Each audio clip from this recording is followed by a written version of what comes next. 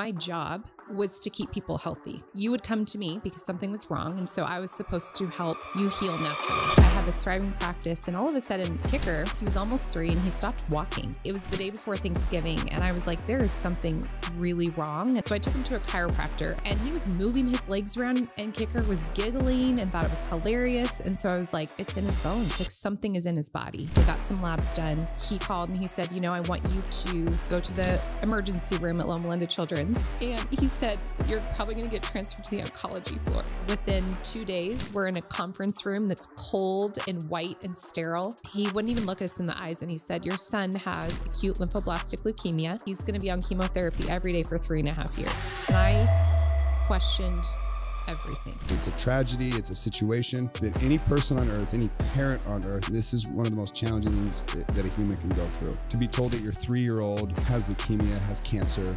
These are the phone calls that I can't imagine. I dread bad news like this. From the moment, like those few days after all of this just happened, I knew we couldn't be passive, right? We had to play a really active role. You really transferred this story and all this pain and the sleepless nights, and I can't even imagine all the hell you've been through, but you've now transformed it into something that can help other people. All right, you guys, I'm drinking my coffee here. We have a very special guest in Coeur d'Alene today. Where'd you fly here from, Susan? I got to take. From Cancun, Mexico. Mexico. Yeah, all the way from Mexico to Coeur d'Alene, Idaho. So she went from the beautiful Caribbean Ocean to the snowy hell of Coeur d'Alene in the winter. With totally unprepared as well. Yeah, this is commitment. So Susan is someone I met years ago. It seems like years ago now. Maybe it wasn't years, but I feel like she's been in my world for a long time. So Susan, number one, thank you for being here. Thank you. I'm going to quickly do a quick, just 1, 2, 3 of what Susan means to me. But Susan is someone that I met through Jessie Lee, which a lot of our viewers will know. Some of you don't. One of the most powerful female voices in the world, who we lost this last year to cancer. Maybe it was cancer. Who knows?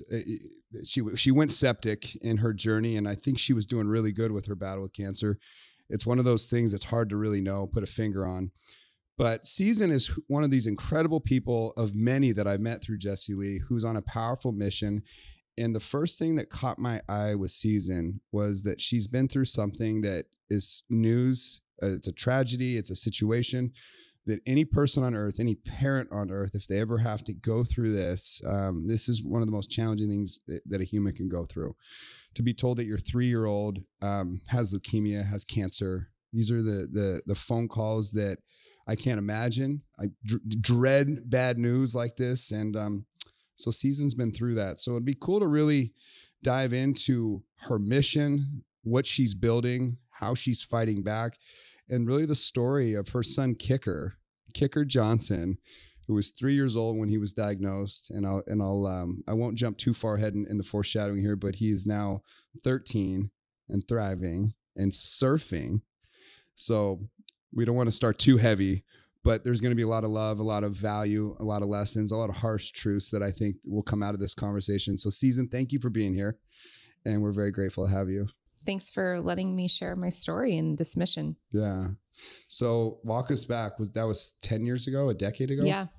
It was a decade ago. Yeah. Okay. So paint the scene. What was Susan doing 10 years ago? And how did this news disrupt your whole world? So ironically, I was actually a holistic practitioner and had just opened my private practice. And so my job was to keep people healthy. Like you would come to me because something was wrong. And so I was supposed to help you heal naturally. And I had a waiting list. My practice was thriving, but coincidentally, the only person I wouldn't work with is somebody that had cancer, because to me, that was so scary. I didn't know anybody with cancer. And the people I did know, I thought it was just a death sentence. Sure. And so I wouldn't touch cancer, but I had this thriving practice. And all of a sudden, Kicker, he was almost 3 and he stopped walking. And he would just it was so bizarre because he'd have these days where he was a little boy jumping off a couch and playing, and then a day where he wouldn't get up. No. And my husband still beats himself up. He was like, I would just be like, come on, buddy, toughen up, like, what's going on? And finally, it was the day before Thanksgiving. And I was like, there is something really wrong. And I just, you had that intuition. And so I took him to a chiropractor of all people, because we lived in a tiny mountain town. We didn't have access to a lot. And he was moving his legs around, and Kicker was giggling and thought it was hilarious. And so I was like, it's in his bones. Like something is in his body. And we drove him the day after Thanksgiving down to our natural practitioner that we always saw. He's an osteopath. Put him on the table, and he was working with him. We got some labs done, left the office. And an hour later, I was at my sister's house, and he called and he said, you know, I want you to go to the emergency room at Loma Linda Children's. And he said, you're probably going to get transferred to the oncology floor.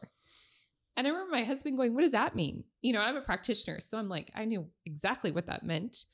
And we get to the emergency room, and, you know, he's in good spirits. He doesn't know what's going on. Thank God. And sure enough, they transfer us to floor 7. And within 2 days, we're in a conference room that's cold and white and sterile. And this oncologist, who happened to have autism or Asperger's, I'm guessing, we found out later, which actually explained his lack of just empathy in the moment. He wouldn't even look us in the eyes. And he said, your son has acute lymphoblastic leukemia, and he's going to be on chemotherapy every day for 3.5 years. And to this point, he hadn't even had a medication. Like, the kid was born. He went from breast milk to bone broth. I was a holistic practitioner. My job was to keep people healthy. And here we are, like, with this diagnosis. And I questioned everything. Like, who the hell am I? What am I doing? What have I been teaching people? That my own baby has cancer?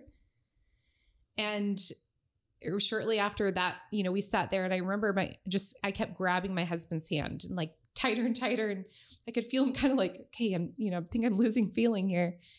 And we walked out of that room, and I said, okay, now we need to get on the call with our holistic team, like all the people that I knew, colleagues, to be like, okay, what's the other option?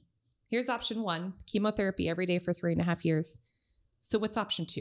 What's our like alternative plan? And we get on a Zoom call immediately, and they're like stuttering. It's 3 practitioners who I'm close friends with, and they're stuttering, and they're like, we're not like just not getting to the point. And I finally said, tell me, what do we do? And they said, Susan, you can't leave that hospital. I was like, what do you mean I can't leave the hospital? And they said, it is required by law that you go through conventional treatment. And if you leave, you will be arrested, and Kicker will become property of the state, and he'll be put in foster care.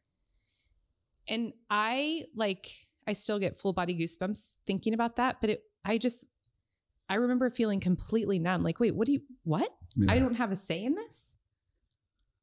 And so then we were thrown in to conventional treatment, and immediately within hours, they pumped his body with chemotherapy. And yeah, it was just this quick spiral without your consent. Yeah. I mean, we didn't have a choice. And I asked them, they came in shortly after, and I said, so if I leave right now because I find another option or I get a second opinion, and they kind of laughed. It was the nurse practitioner, and she kind of laughed. She goes, oh, honey, you can't leave. Like, it's not an option. What state is this in? Well, this is United States. This is not a state Doesn't law. matter where I didn't know this. Yes. Wow. So even if we've had situations with kids, and now of course this is what I do, which we'll get into, but we've had situations with kids that the chemotherapy is killing them, and they're not able as a parent to say, this isn't working. Can I try something new? Sure. When Kicker was, in the first couple of months, I would say about a week after this, I kind of defrosted is the best word I could use, where I started to come to and realize, like, okay, no, we will play an active role in this. We're going to do whatever it takes. And I called multiple practitioners who were in the field of natural oncology. And I called them and said, hey, will you see my son? And in my head, I'm like, they'll see him as for alternative treatments, right? Like, here, sure, we'll do the chemo. I don't want to go to jail, and I don't want him to be in foster care, but we're going to do a hell of a lot more alongside. And so I'm calling all these people. None of them would take him, because they would risk losing their license. Sure. They knew the law. They're like, I'm so sorry. We can't. It'll shut down our practice. Yeah. Going into this, you had no idea. No idea. How restrictive it is, how this is not an industry where there's a lot of freedoms to make decisions that you think are best for your child and their health. What was your preconceived thoughts and how you thought about traditional Western medicine as far as chemo? Were you deadly opposed to it going into it, or were you, maybe you just want to see more options? Or Yeah. where was your state of mind at that point with this? Did you feel like this was a very harmful thing that he was going into, or maybe it was okay, maybe it was the best route? I can't imagine as a parent, I'm trying to put myself in your shoes, and I have a holistic mindset myself, so I understand the sentiment of how you might feel, but describe that emotion of where you were at mentally with the reality of what you were facing. Yeah, it was actually really humbling because, yeah, I always proudly, without any experience, would say I would never do chemo. I would never do radiation. My kids had never had an antibiotic. Yeah. They hadn't had a vaccine. They hadn't had anything. Sure. And so, yes, I had an ego against conventional medicine for sure. Yeah. So it was, but I will say deadly this. against it, would you say at the time? Probably. Yeah. But then again, it's like, as we learn, as we grow, right? But I was never in the situation. Totally. And you it's can imagine. When you're in it. Yeah. Yes. Totally. And people love, and Jessie Lee and I talked about this all the time after she was diagnosed, like people love to give you their opinion. And I always want to say, but have you been there? Have you been in my shoes? Have you been told your child has cancer? Mm-hmm. And I wonder, Eric, like one of the things that I realized going through this, and that's why I'm so committed to being a voice for other moms, you are paralyzed by fear. You're terrified. So I wonder if even in that moment, if I was given an option, I can't imagine how hard that decision would be. Not because sure. I feel like, I think it's more because now it's on me. Yeah, what if I make the wrong decision? Yeah. It's almost, it sounds weird to say this, but it's almost a sense of relief that you didn't have two options. Yeah. Especially because your outcome, now we know the outcome. Hindsight's always 20/20. And I'd still love to hear, obviously, I know you're such a warrior and a fighter and for what you believe in, but I still am thinking somehow there's a way out of this, but there's not, is there? No, but this is what we decided to do. And, from the moment, like those few days after all of this just happened and I defrosted, I knew we couldn't be passive, right? And here's when I discovered we had to play a really active role and that there is a better way. Out of pure curiosity, so my background, my school training was actually in holistic nutrition. So I know how to feed the body. Sure. I know how to nourish the body. Right. And out of pure curiosity, after they brought in the first tray of food for my son. And I said, you can stop, like cancel the meal plans. We had people bringing us meals that were very, is that illegal too? Thank God. No. Jeez. Oh, I hope. And that, can you imagine? No, I can't you have actually to eat this. Yeah. Well, I did get all the looks. So I said, cancel the meal plan. I don't want any of this brought into our room. And what were they feeding them? Do you know? Oh my gosh. I remember the first time it was red Jell-O with red 40, of course, sugar, high fructose corn syrup, chemicals. This was breakfast, by the way. There were pancakes that God knows what they were made out of, probably genetically modified wheat, fake maple syrup that the first ingredient was high fructose corn syrup.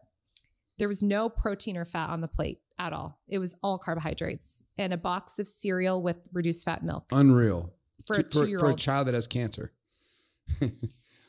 Knowing what we know about how cancer thrives, the environment it does well in, it's just crazy to me. What is actually nutrition for a body, how a body performs better, it's really hard for me to even hear that. I know. Because that's what they're feeding kids everywhere. And a lot of parents aren't like you. They're not so well versed in this. They're not educated. They just trust that the system will take care of it the way they should, right? Yeah. And that's the thing is they're paralyzed by fear. So they're going to do whatever the white coat says. Doctor says. Yes. Yeah. And we still do, but we work with so many moms that are just like, they don't even put their makeup on right. When I've met them at our retreats that we help host through a nonprofit and they walk in, they are a mess. They can't function. So imagine if a doctor is questioning them, they're going to be terrified. And this doctor comes into our room, the oncologist on his rotation. And this was like day 4. I said, can you just tell me what kind of a food plan do you recommend for kids with cancer? He literally laughed. Like he went, oh, don't worry about that. And I see my husband starts to stand up and I knew he was standing up because he was like, my wife is going to punch this guy straight in the face. He kind of walks over, it starts to slowly walk over to me and he goes, do not worry about that. Let them eat whatever sounds good. This was his words. If they want chocolate cake and French fries from the cafeteria, let him have it. Yeah. And it was in that moment that I was like, okay, like I am going to shut this all out and do what I know best. And sure, you can be the chemotherapist and the radiation person, but I need to play an active role in healing my son. Yeah. And we had a roommate. His name is Luis. I don't know how he's doing now. He was the sweetest kid. He was in there by himself because his parents had to work full time. Came from a low income family. English was a second language. Oh. And so, of course, our friends were bringing us, homemade chicken liver pate and beef bone broth and all of these healing foods. They bring in it for Luis. And every time he had to take his chemo, the nurse would bring him a can of Mountain Dew to take his chemo. He was 6, and that's what he would swallow his chemo with. And his dad came in one day and he said, I see you, and we're trying to communicate 2 different languages. He's like, I see you doing all these things for Kicker. I would be hiding in the corner of the hospital room, breaking open supplement capsules and mixing them into like bone broth and getting it into Kicker. And he brought in this catalog of vitamins. This dad, he's like, please show me what to give my son. And you could tell he knew better. He knew better, but he didn't know how to do better because the nurse and the doctors who, by the way, I don't believe you become a pediatric oncologist because you're trying to screw people over, right? You do this because you want to help heal people, but you also go to school that's funded by pharmaceutical companies and you're taught one way to do things. Yeah. And so he was just, you could tell he was so desperate to help his son, but he didn't know where to start. He didn't know what to do. And his son was really, really ill and not doing great. That's sad. I hope he's doing good. I know. I think about him often. In fact, I have so many videos on my phone of us in the hospital room. We'd always buy him toys and bring him food, and we'd have Nerf gun wars. Does Kicker remember him? Yeah. He was young when he was young, but still, I think maybe from videos and stuff too. Sure. Yeah. The stories. Yeah. That's amazing to think of a 3-year-old, but yeah, that would be my instinct. Just knowing who I am now and my experiences and my obsession with really optimization has led me down a lot of these rabbit holes. This is a no-brainer in my mind. Like even me, like who's not from the, necessarily in the industry you're in, just because I'm so aware, I would have instantly had 1,000 red flags too, as a parent or with any person I loved. Like, don't eat that. Yes. Like, do not give that kid McDonald's. Like literally, you want him to heal or not. Like you're making it so much, I just can't, to me, that's all poison and chemicals. I just believe it is. Well, I know what it is. The science supports the reality of what that is. That's not food. Well, that's the thing I say to people. We actually had my former boss, who was a very, very, very high up in the TV and film industry.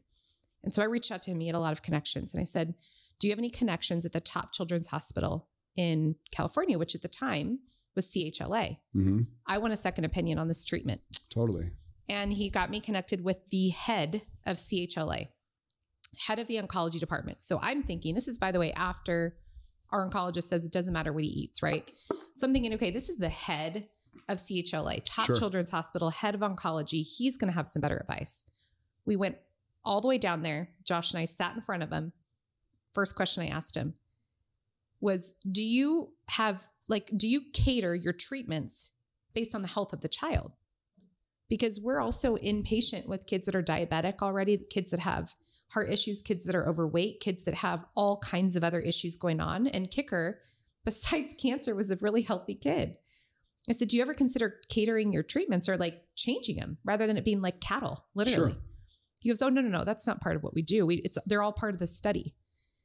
And I said, okay, so in this study that they're a part of to give you feedback, do you do anything with nutrition? It was like the same exact response. He laughed. Again, my husband reaches under the desk, grabs my hand, like, chill. I know you're getting so pissed right now. And he said, it doesn't matter what they eat. Yeah. And I said, what is a PET scan? Explain to me a PET scan. And a PET scan, and he just kind of shrugged it off. Like, well, that's what we use for diagnostics. A PET scan is how you detect cancer. They use radioactive sugar injected into the body because they know the cancer cells uptake sugar 80% faster. Exactly. So they light up like a Christmas tree, but you're telling me it doesn't matter what we eat? It's a great point. Yeah. And again, they just... Did he not really think about that? He kind of shuffled us out of the office pretty quickly after that. Yeah. Weird how they get over this. it's odd to me. You know, it's funny. We had Jessie Lee on our podcast, which I'm so grateful that I got that interview with her. But she told me a lot of the treatment she was doing, the holistic treatment that, you know, which were her cancer markers were doing really well. Inflammation markers were doing really well. She was having just good response. And, you know, Jessie Lee's a big voice. She was very courageous. She wanted to go tell the whole world. Well, these places would tell her even the places that were helping her would say, don't ever say that we're helping you this way or that way. We could get shut down. And she was very aware when she got into it, what a powerful industry backs all this up. Yep. You know, so it starts making sense. There is just massive, massive money on the line, and there's no money in preventative. The money's all in being sick and then treating it along the way. However they treat it, you know, these are all the questionable things, but that's just telling. It's so telling. Yes. It's so telling how they all kind of have the same response. It's very odd.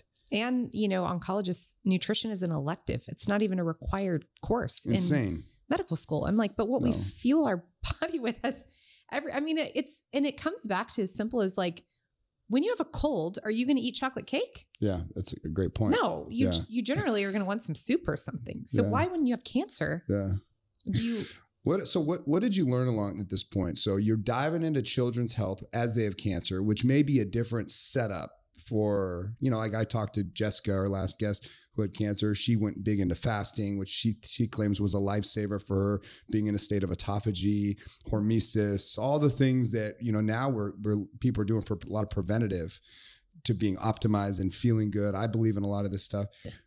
What were all the rabbit holes you went down, and what was some of the lessons you learned about treating cancer once it's already there with plant medicine? I don't know, with plants in general, just all the things. Is there any kind of, you know, foundational setup you can give us that might just be valuable to the audience to just hear what you were learning in that time? Absolutely. There's so many things you can do. And number one, it comes down to nutrition, right? And feeding, especially with kids. And this is where it can get sticky. I think that not everybody is the same person. Sure. And kids are different too. Kids are so different. They're still growing. They're still developing. And so while this specific dietary recommendation might look different based on the individual child or even more the adult, but in general, kids need a lot of fat, healthy protein from healthy animal sources, and lots of fruits and veggies, and more veggies than fruit.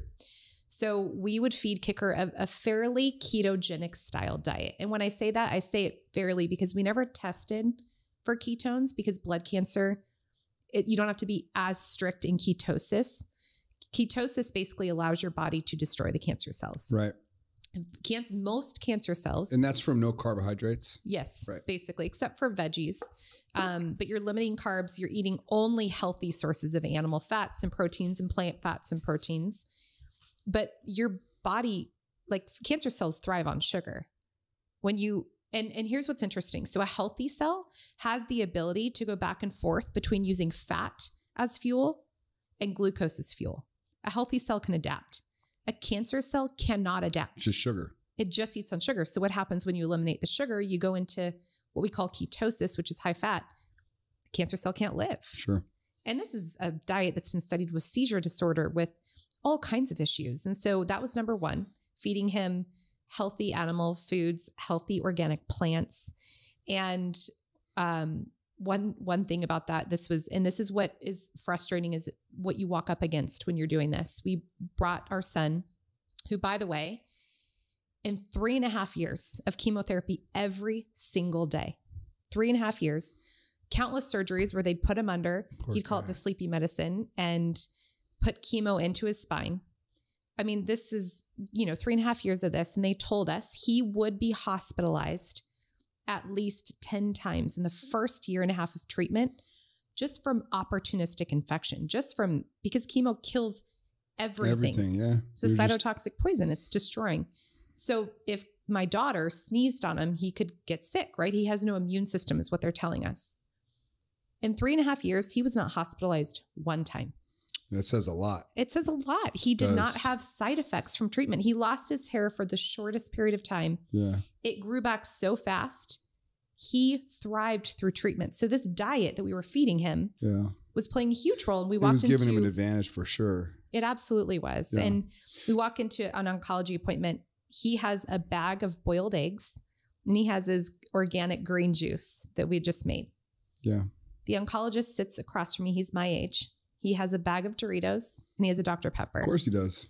He says to Kicker, "Hey, what's that you got there in that juice? What's that juice?" And Kicker says, "It's my green juice." And he looked at me and he goes, "Is that raw?" The oncologist looks at me and asks if it's raw. And I said, "Yeah, it's organic green juice. We made it." That's actually pretty dangerous because he says this. Their immune system's pretty compromised. So I wouldn't suggest raw veggies and juice. Once again. Unreal. I didn't. I wanted so badly to say, then what the hell is sitting in front of you right now? Doritos. Yeah. And Dr. Pepper, is that safe? Would you be okay with me giving him that? So all that to say, this is what you're up against. It's ignorance. It's a lack of education on what is going to actually help their bodies heal. So the other thing, of course, outside of nutrition, there's detox is so important. And they don't teach families that because, let's think about it this way. So you have a cancer cell or you have cancer cells, tumor or blood cancer, and they're putting this cytotoxic poison in to get rid of it, right? So you have cancer cells. Now you have this chemo, which I do believe it played a role. I had to, I really did. I had to believe like this is going to help him heal. I'm going to believe in this. So you have this going through their body. So what happens to the dead tumor waste that you're killing with the toxic poison? Do you know that number one side effect of chemotherapy is secondary cancer? And I can't help but believe, and actually based on research, that you've got this accumulation of dead tumor waste circling in your body. Yeah. All of the accumulation of the toxic poison, and they're never telling you to do a detox, to push it out. They're not even telling you to drink water. And so we did a ton of gentle and really therapeutic detox things like castor oil packs over his liver, detox baths, red light therapy, sauna. Yeah. I mean, there are so many simple things that don't, and I'm not talking like juice cleanses. These are therapies you could do with a baby. Sure. And as an adult to help the body rid itself of the leftover dead tumor waste. And you chemo. Never hear doctors talk this way in Western medicine, wherever. No. Oh man, I'm going to slip in a random story, but it's opened my eyes in such a unique way. But I'm friends with this boxer who's like a 2-time national championship, fought Floyd Mayweather. So he plays at that level. And sometimes when you're at that level, you have access to doctors and information that are rare. They kind of pass doctors around. Yeah. I think this was like a famous Russian doctor, it was a female. And I think it was Floyd Mayweather's doctor. Forgive me if I get the story wrong, but basically Andre had tore his labrum and rotator end to end. And Floyd says, "Hey, go see my doctor for treatment. Don't listen to these doctors in America." This is what he says. So this is just true story. So he ends up having a full labrum and rotator surgery in America, but he follows the healing protocols of the doctor over in Europe. And basically the crux of the whole protocol was don't eat for 10 days. We want to do a dry fast for 10 days while you're healing. And she described to him something that he told me. And once I heard it, I couldn't unhear it. And it just was profound. And at the very least, I'm not suggesting you do this, but it makes you think much deeper about science in your body and about nature in general. So she said this to him. She says, in the wild, if a wolf hurts its paw, gets injured, first thing it stops doing is it stops eating. It shuts down its metabolism. You could put a steak piping hot in front of a wolf and it'll look at it, it'll turn its head because it's injured. It's healing. She wants to shut down that digestive system that takes so much energy to convert that food into waste and to take the energy and put it places. All the body wants to do is heal while it's in a state of autophagy. And he said that, and so he goes, so I tried it 10 days after my surgery. When they took the sling off me, he goes, I had full rotation. I basically was healed in 10 days. He did a dry fast too. So he had a little bit of water and a little bit of electrolytes every 3 days, just a few sips. But it was a dry fast for 10 days. I didn't even go that long, but he told me that. Now, what it did for me, and I'm not applying this directly to cancer, but it opened up to my mind to the power of your body healing. And then I started thinking about all the times my dogs wouldn't eat when they're sick. And I'm like, eat. Is there something wrong? No, he's healing. Yep. That's their way of doing it. They shut down that source and they let the body through autophagy sort of heal itself, recycle broken proteins out, get the inflammation out of the body, which is really big with fasting in general. But it just opened my mind up to a whole new thing, whole new lane. And when I started getting sick, I started applying it. Actually, I applied that same methodology. The second I don't feel good, I stop eating. And what I found in me is since I've started this a few years now, I've been doing this. I used to always get, my sickness would leave my head and end up in my lungs because I had asthma as a kid. It's my weak spot. And I outgrew the asthma, but when I'm sick, it always finds my lungs. I have not had a sickness in like a few years, only a couple times being sick, but it was clear after 24 hours, it was gone. And and all I would do is just stop eating. I would let the body, I think I'm letting it heal. I don't know. Yeah. Right or wrong, I don't know, but it opened up my mind to the power of your own body and really the impact that food has for inflammation, just inflammation alone. All these chemicals we're eating constantly through McDonald's, like the food that people eat, the Doritos, it blows my mind. But that one little thing he told me, like, I think it transformed how I really think about. I look at everything now through the lens of like our ancestors. Yeah. I don't think there was a lot of ancestors in the caveman days. We were worried about wolves eat us and saber-tooth tigers. I don't think there was heart disease. I don't think there was a lot of inflammation in those bodies. That's basically what you really promote of what you eat. Is it a whole food? Is it pretty simple, right? Yeah. Not that hard, not that complicated. This is I think a story that even for the average person hearing it, just this little part of this conversation, no one's ever talked to them like this in many cases. I found. No one's ever heard this. They tell you it's dangerous. That's dangerous. Don't fast. Totally. Yeah. And God gave us, he created us with like such incredible intelligence. Yeah. And a system and a body to heal itself. Totally. We've destroyed it over the years. That's what I'm saying. But I always say fasting is nature's operating table. It's free. It requires nothing except a little bit of like good willpower. Yeah. It's fun. Yeah, and it is. It's fun, and you feel freaking incredible. Clear mind. Yes.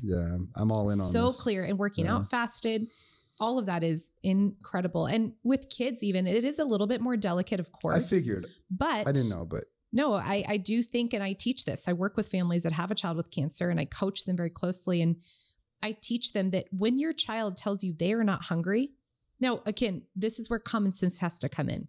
The parent knows their child. The doctor does not know the child. The parent knows the child, which is why the parent should be making these decisions. But pay attention to your child. And if they're not hungry right when they wake up, don't make them eat. Yeah. Now, yes, they need nutrients, but when you're feeding them, that's the other thing that you know this. You teach this in your blueprint. When you're eating the right things and you're moving your body and you're exposing your body to natural things like sunlight and the ground. Yes, Earth. The ground. Exactly. Yeah. You don't need as much. No. And so like my son makes himself now, literally he will make himself a grass-fed, grass-finished steak cooked in butter for breakfast or eggs. And that's how we fed him through treatment. Right. And so when your child is eating healthy amounts of nutrition, they are eating a lot less. Yeah. They're not eating empty calories, essentially. Totally. We had a doctor on, pretty famous in that he served 2 U.S. presidents. He had a major transformation in his own life when he started studying. He got a lot of grant money to study visceral fat, visceral fat that surrounds the organs. And I loved the disclosure of his new opinion because he went through the normal medical cycle and he never was taught this in school. So his research and the studies of these full body MRIs changed the way he thought about everything. And he wasn't biased. He just wants to go where the real money's at, where the real value is. And when he learned through the studying of all these people's full body MRIs, he studied athletes. He studied all different athletes' bodies. Even that alone, how they exercise, game changer. Long distance runner compared to the 100-meter sprinter. The 100-meter sprinter kills the long distance runner every time when it comes to visceral fat. So how you exercise actually mattered. But more importantly, the diet mattered most. And what he found was, well, the best diet in the world was a fermented vegetable diet that is carnivore. That was the best he's found, best scans he's ever seen. The second best, he said, this is where it kind of screwed him up a little bit, was actually a whole food vegan, had one of the best scans he'd ever seen. And it taught him a lot, really, the whole thing. It wasn't quite as good as the consistency of a fermented food diet with carnivore as sort of the crux of the diet. Yeah. meaning there was no fresh veggies or fruits in that diet. It was all carnivore, but it did have fermented sources. Like sauerkraut and pickles. All that, and, yeah. The sauerkraut, vegetables that were fermented were okay. Even fruits that were fermented, he said, were okay in these scans. But it was literally some of the best scans he'd ever seen when it comes to visceral fat around the organs. But it really threw him and says, so again, whole key here, whole food was a major component. But, that alone, I think, would change most people's lives. Yeah. Just if you stuck to one simple thing, just make sure it's real. Yes. And if it can come from an organic source, that's probably good. You ever notice a strawberry in a grocery store looks beautiful and huge? And the ones in my yard, they taste way better, but they don't look like that. Yeah, exactly. Just stick to organic whole foods, you'll be fine. Yeah, it's so true. But that is that's what makes me so mad. We have all this funding for our top athletes and all of these things happening. Totally. You're right. And it's the same principle applies to our sickest of kids. And cancer is the number one killer of children. That is the number one disease killer of kids. Yeah. And and I don't care about this as much because we're over treating with the toxins. And again, like I said, I am a big proponent of walking through conventional because we have to. Yeah. Number one. I didn't know that. But you have to pair it with, you can't be passive, right? And is that for any kid under 18, by the way? Any kid under 18. So if you're a minor under 18, and you get cancer, you've got to work through their program. What if you're in a different country? How do the rules apply there? So a lot of people say well, what if I just left and went to Mexico? Well, you can leave, but you can't come back without being arrested and going through it. Insane. How do they track this? The only way that you could get away with it, but nobody does this because you don't ever expect to hear the words your child has cancer. It's so hard. Is to not go through the normal diagnostic. Yeah, exactly. Say you did have free reign season and you had the choice and you're in this situation, especially knowing now, which may make it harder, but I believe your conviction is very strong in holistic healing. You are confronted with this same situation, but you now have a choice. Would you walk the path of any Western medicine, a combination of the two, or would you go a totally different path knowing what you know now? So we just had a scare with Kicker a couple weeks ago and it wrecked us. Oh no. Cause it's so common. Childhood cancer, it's relapse. Yeah. But again, why? Do you live on eggshells all the time? When he gets a fever, you go there. When he gets bruises, you go there. You just season. And I pray over it constantly. I feel like the Lord had told me he is healed and you are using this pain for huge purpose. Yeah. And I gave you this blessing of a healthy child. You're not going to waste it. We're not going to waste the story. So I have to remind myself of that. But a couple weeks ago, anyways, long story short, he wasn't feeling well. So what do I do? I immediately am ordering labs. We live in Mexico, right? So thankfully at the time I'm well, praise God, we're here. But I'm doing all this stuff. We get some tests and the doctor calls and starts using words like metastasis and tumor activity. And so we literally just faced this. And I remember thinking God, now what? This is now what do we do? And again, that fear comes back and you're what if I make the wrong decision? And thankfully we did a scan and it was fine. They think it's damage from chemotherapy, lymph nodes that were destroyed over years. Yeah. But I will say this, I am so thankful that we walked through conventional therapy because it gave me a voice for these other moms who have to do the same. Have to do it, right. And now I'm somebody they're oh, she did it too. She did every single thing. Well, except for one, which we can touch on a little bit. She did every single thing that we have to go through and her child still thrived.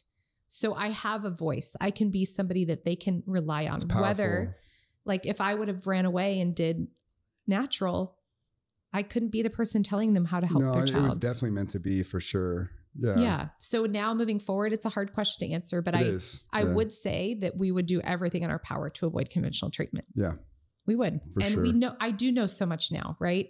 That I feel more education is empowerment. When you know better, you can do better. Sure. And for the parents listening too, I always say but it's not until you know better, you can do better. So don't feel that guilt and shame around oh, I've been letting my kid eat the crap the hospital brings. You didn't know better, but now you fix do. It now. Exactly. 100%. And now you have an obligation to do better. Totally agree. Once you know, and you have conviction behind the no. Yeah. Definitely there's an obligation now. Yeah. I like that you're a woman on a mission. You know, our show's called Man on a Mission. You're a woman on a mission. You've turned pain into purpose. You've turned that, I think you said, I wrote it down earlier. You said something I thought, hope and healing. Mm-hmm. Yeah, all that. Like, it's all kind of geared you towards being someone that can impact the world and turn this into something that fights back. And again, I think it's people like you that keep the world going around. I've said this so many times, even the work that I'm doing, I feel like somehow I'm fighting against the evil that's destroying innocence. Yeah. Like the butterfly effect of helping people level up, become better humans. You know, again, like I hold my own mirror up constantly. I've had wins, and if I can help a younger version of me, that was enough message for me to like step into my insecurities, which was in front of the camera or in the light. And I found a lot of fulfillment in it. I love that you are now on a mission and you really transferred this story and all this pain and the sleepless nights. And I can't even imagine all the hell you've been through, but you've now transformed it into something that can help other people. So what are you doing now that is really, you know, fighting back against everything we see in this industry we don't like? Because I know you're a big voice here. You have a big mission. What is your mission, if you want to dive into all that? Yeah. Yeah. We always say we went from having one kid with cancer to thousands around the world. And it's the best honor. And it's so heartbreaking. Sometimes I'm the person the mom calls when her baby's taking their last breath. Oh. And so every time, you know, you get to this point of like, God, I can't do this anymore. I want to sell flowers and chocolate. Like, can I just have a flower shop where I make people happy all the time? Totally. And it's like you said, but I'm not going to waste the suffering we went through. And I know I can give people hope in their healing. And so when Kicker was about 6 months into treatment, we started a nonprofit called Kick Cancer Movement. And the whole goal is to teach families how to do what we did, but really simply educate and empower them. Like, there is a better way. And so we've kind of evolved our nonprofit, and we send out kits to children that are diagnosed, and they have supplements, organic food, a devotional, essential oils. Basically, it's like a Kickstarter of here's to step into healing. This is the start. And we give them instructions. And then my husband developed, and this is his kind of dream, was he said, sees in all the time we spend in hospitals and all the kids we've worked with, like, and even my own son, he goes, I know what keeps kids going. And it's like, what are they doing that they love? Yes. And for a lot of kids, it's athletics. And so we created part of Kick Cancer. We have an athlete program. And through the athlete program, we fund kids to do the things they love. And so we just bought a go-kart for a little boy who loved go-kart racing, but his leg was removed from a tumor. And so we bought him a go-kart, and now he gets to go-kart race. He won like first place after his leg was removed in his go-kart. So we help kids basically thrive through their treatment. And then through my own brand, I work with families just really closely and coaching them how to help their child feel well through treatment. Well, thank you for what you do. I got to just say, because I'm on the board of Make-A-Wish, I think what attracted me to Make-A-Wish when I considered sort of committing to, there's so many different philanthropies out there that you can connect your heart to, but there's something about an innocent child that has cancer that just got me. And I heard the story of how Make-A-Wish started. It just always spoke to me. So I knew it for a while, but I was this little kid that wanted to be a police officer. And I think there may be more healing power just in keeping the hope and the wish of a child alive and well than maybe as much as anything. And you said it too, hope through healing, or hope and healing. Hope is really important. And keeping that child innocence and the spirit alive is crucial. So that's why I committed. I love that you're doing that. That's turned into a big mega thing and with a lot of complexities to it. But you guys have the ability to like make little wishes come true on a dime. And I definitely would love to contribute and see you grow that, because that's a story that really lights me up too. You know, it's hard to heal cancer. There's a lot of work. It's a lot of pain, but can we make a little dream come true? Yes. Like, that's fun. Like, we can do that. I can do that. Right. I'm little old me can do help with that. I mean, so. And it does. And that's, I think what my husband said, he's like, this is actually really giving kids the hope. Yeah. The kits we send out and the education we provide gives the parents hope. But we need to give the kids hope so that they can look forward to tomorrow. And we have teenagers, like 16-year-olds. Yeah. Imagine being 16 and being in a hospital room with cancer and bald and vomiting every hour. Like, so how can we give them hope? And they love to play baseball. And I have this dream of like one day part of the athlete program will be not just funding and providing what they need, whether it's, we have dancers. My husband laughed. He's like, really, dancers? I had this vision of like motorcycle riders, and we have these dancers that are precious, and we pay for their costume or their entrance into their competition fee.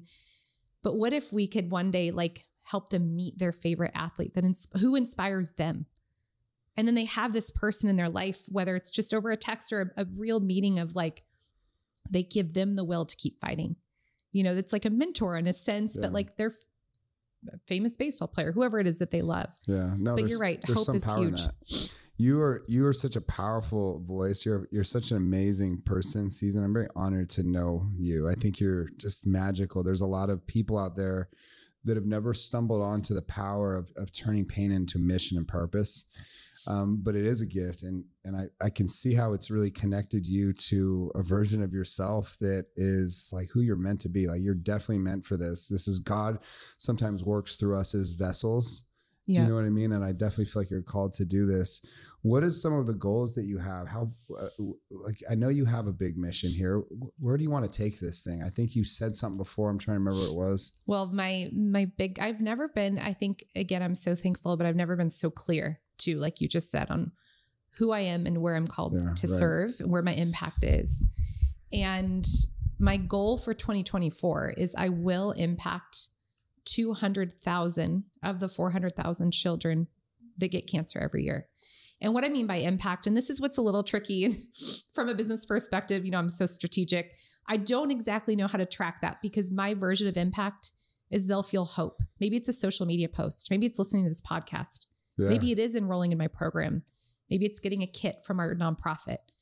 But I want 200,000 families to feel hope and be impacted by what we're doing. And I think the bigger mission, I always joke that one day I'll get on Joe Rogan's podcast because he, I think, has the voice from the political aspect almost because he's pissed so many people off. Yeah, it's true.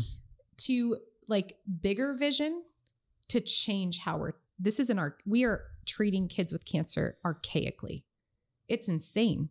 And we have to make change from even just the nutrition aspect. Or one of the things that they do is they make your child take antibiotics prophylactically during their entire treatment. That kills the immune system. Like, what are we doing? Yeah. There's just pieces that have to shift. Yeah. Yeah. It's such a complex topic and you have the courage to go there. A lot of people, if they may feel this way, they won't have the courage to stand up and say something. There's so much pushback that you potentially could get even from telling, or even disclosing that McDonald's is like poison. Yes. And it's in children's hospitals. You're going to get a lot of pushback from that. Yeah. And it takes a lot of courage to say these types of things, to step up to the plate and really have this opinion. It can't be easy. But I have moms that have lost their babies that I'm fighting for, right? And moms that, like you said, they don't have the strength. So I have to be the voice and carry that for all of the moms that have lost their kid. Didn't have the blessing of having a child healed here on this side. Wow. I can't even imagine, Season. It's hard to even imagine what this would feel like. If any of you haven't been through it, I think you could imagine, and it should be able at the very least to get you out of your own way, go contribute. Yep. Don't be complaining. Don't be a victim. Yep, totally. You said something earlier too about victims, that word. And I think there was a lot of power in it, especially coming out of your voice, because you have a lot of authority in your voice. This whole concept of being a victim is probably one of the worst things you can be, even in these circumstances. Yeah. I'm sure you felt like a victim many times, and maybe you were, but you decided to be a hero. You literally made a decision to be a hero, to not be the anti-victim, an actionary person that's going to turn this into good. Well, number one, thank you for doing that. Yeah. The world needs more heroes. And I always say this, you could decide to be a hero today. All it takes is for you to get down on a little kid's level and see them instead of walk right past them. Yeah. Like anybody can be a hero. Doesn't even matter. But you said that's this whole no victim concept. How important is that in this journey to have a tough circumstance and to turn it into something that is manageable and livable and actually has some kind of value attached to it, even when it may not seem like there's any. Yeah. The best way for you to heal is to actually show up for just one more person, you know, and it starts there. Like I remember when we started doing these things for Kicker and they kept saying, he's going to look gray. Don't be worried. He's going to vomit every hour on the hour. Don't be worried. It's part of what happens. And they just start listing. None of it happened. None of it. None of it. And so we started to recognize this, and my husband said, Susan, we've got to teach other people this. So he's actually the person behind all of this. I'm just the face. He's the man that like inspires me and pushes me into this always. He hates being on camera on anything. So he's like, you do this. But he said, we have to teach this to other families. And so I thought, we'll just help one person. And knowing that I'm serving somebody in the midst of this tragedy keeps me going. Totally. Right? Yeah. Or I could just sit back passively and be a victim. But it's not like I was able to heal. Why me? And helping. Exactly. And believe me. And I said that. And then finally I decided to stop saying, why me? And I was like, okay, God, what are you going to do with this?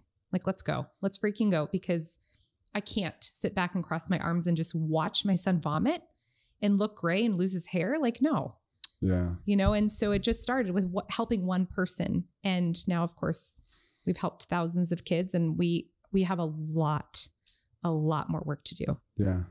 So he's 13 now. He's thriving. You said he's surfing somewhere. He's on a surf trip in Oaxaca. We live in Mexico. And so him and his dad are down surfing big waves in Oaxaca, and he's killing it. Yeah. And, you know, even like I said, the fear doesn't go away, unfortunately. And the trauma that you experience, like anytime they're sick, but I always say this, and Jesse Lee and I talked about this often, was while I would never wish cancer on anybody, I sure as hell wish the perspective. Yeah. Because you truly have to be present. You have to, like, I walk around every day. I shouldn't say every day because I'm human, almost every day with so much gratitude. And when with my kids, and like, I have a healthy son, a healthy daughter, but I gained that perspective because we've lost so many kids, and we walked through a life-threatening situation. And just again, recently, right? So I wish people understood that perspective. Yeah. Yes, perspective can change everything. Absolutely. People always want to make money, right? I feel like we attract naturally a lot of people into the world of personal development. Like that seems to always be a core concept, financial freedom. But I think so much of it is mindset, and that oftentimes comes from perspective and being able to control that daily. Yep. Always puts you in an advantage state to the average people who I think let emotions kind of control them. It's just something that you don't see until you start being the thing that, you know, like I'm the person I would have looked up to. I'm the person, I'm the hero I would have admired at a young age. I'm the guy at 40 that I needed at 30. Yeah. But it's all discipline in that, but it was perspective for me that I systematized, and I didn't have a kid that went through cancer, but I always attach death almost to every morning routine of mine. Yeah. These last few years of my life especially have been profound in understanding how precious life is. Yeah. And it just takes all the things off the table that don't matter. Yeah. And it leaves everything on the table that matters. And it allows me to go be dangerous in life. Yeah. You know what I mean? I care less about what people think. I'm more likely to go make an impact and a big dent. And it's always rearranging my emotions so that it makes me deadly. Like I'm very contagious. I'm sticky. I'm bloody. I'm a mess of like good energy. Yeah. And it's more or less that perspective that I force on my soul. What if I get diagnosed with cancer today? What if my wife does? What if you do? Anyone that I'm with, I can, if there's a feeling I don't like, that's an icky feeling, I can attach like that what if question, and it realigns my perspective. Yep. And I realized like, oh, I was being a little bitch. I should shut my mouth and be happy right now. They're like, oh, there's traffic or whatever the thing is. You know, we all do it. Absolutely. Like, you know, but yours is this great reminder that, oh man, like maybe it's not so bad. Maybe I don't need to be a victim. Maybe I have more power than I realize. Maybe I can do something. Yeah. And what you can. Gift. And you said it exactly, like playing safe equals regret. Totally. You know, and you think of like death, especially on your deathbed. What are you going to think about on your deathbed most, besides like maybe what's most important around you in that moment, hopefully, but like probably regret. Yeah.